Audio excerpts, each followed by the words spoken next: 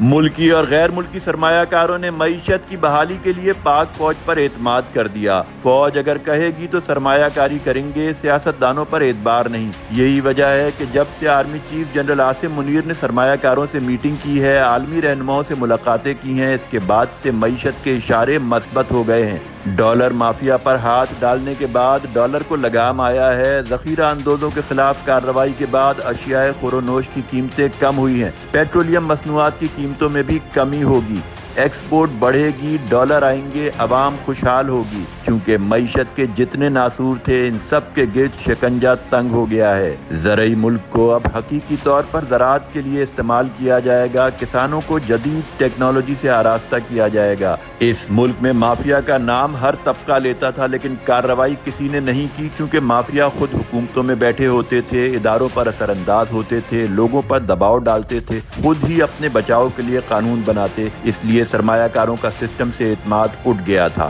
سپہ سالار کو ان حالات میں خود میدان میں آنا پڑا اور ریاست بچانے کے لیے خود فرنٹ فٹ پر آئے، تاکہ معیشت کو درست سمت پر گامزن کر کے ملک کو اس سنگین ترین بحران سے نکالا جائے۔